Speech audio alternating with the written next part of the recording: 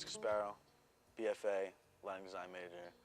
My love for lighting, I guess, started back in high school without me even realizing it. I just worked on stage crew, doing normal things stage crew people would do, painting sets, building sets, but kind of just working always underneath one of the teachers.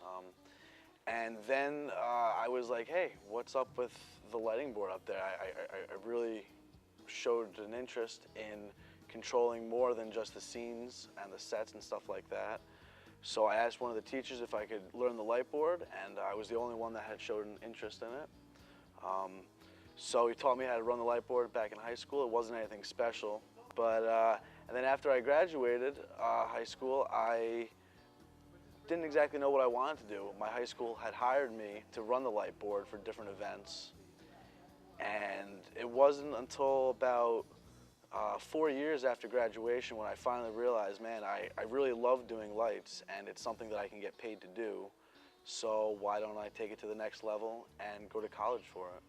Most typically here at SUNY Fredonia, I'd say we probably spend close to 3 or 4 months before the actual show, and that's from design concept phase to hanging the lights, to focusing the lights, and then eventually running the show and then striking the show. So it's a long process, but very fun, very fun.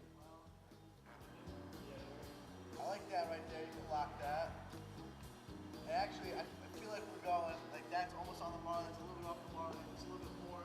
Can you bump this light a little bit downstage for me? My favorite aspect of lighting definitely is the fact that even though I'm not on stage and I'm not acting, I'm not dancing, I'm not singing, I'm a huge part of the show. As a lighting designer, you create the looks, you create the mood, or you help support the looks and you help support the mood. And the fact that it's such a huge part and you don't get credit for it sometimes is a little disheartening. But you know that without the lights, nobody would be able to see the actors, nobody would be able to see the dancers.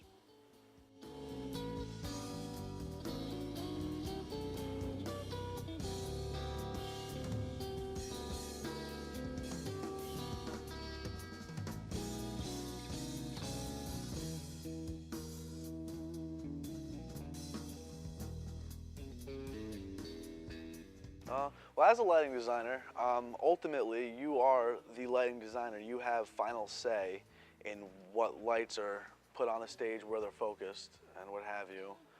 But it's always important to make other people happy. If you're working with a choreographer for a dance, you need to ask what kind of mood are they looking for, what do they want to portray. If you're doing a play, it's kind of the same questions you're going to need to ask, although you just be talking to the director instead. But again, like I said, ultimately you do have the final say. To give you an idea of how many lights we can have in here now, currently I'd say we probably have about 150 fixtures, and there's still room for some more. The amount of fixtures that we can fit in here hasn't hindered anything. There's plenty of room to pretty much do whatever kind of look you're looking for. An interesting thing that happened to me one time, I was up in the Genie focusing lights, and I was actually replacing one of the bulbs. So I had pulled the lamp out of the back of the fixture, and it actually exploded in my hand. And normally when a light explodes, you'd think that it went out, but the filament was still intact. So it was this filament that was just hanging out in the middle of nowhere, still glowing, and I quickly told them to quickly unplug the light and cut the power.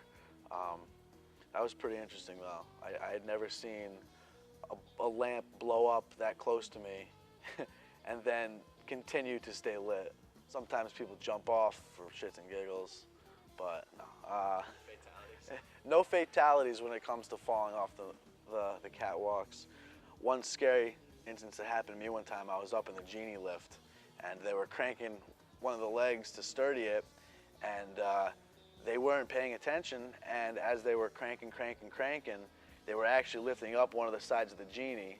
So I was up probably 22 to 26 feet, and the whole thing started just tilting, because they kept cranking that leg, and I mean that was probably one of the scariest things that's happened to me here at SUNY Fredonia. You know, being an electrician, a stage electrician, there's a lot of risks when you take. You know, you're climbing high, but then again, there's also a lot of safety precautions that you need to take. And if those aren't taken, you know, it is possible to get hurt on the job. It's a dangerous profession to be in. Line set 18, third electric, coming in.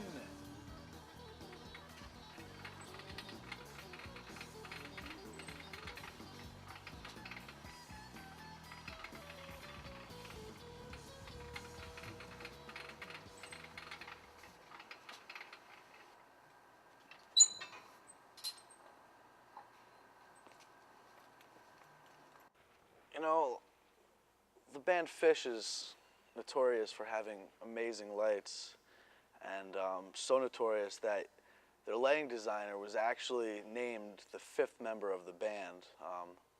So, I mean, even though the lighting designer isn't up on stage, you know, there's a lot of work that goes behind their job, and they can really make or break a show. An amazing light show, whether it's for a concert, a play, dance, really brings the whole piece together.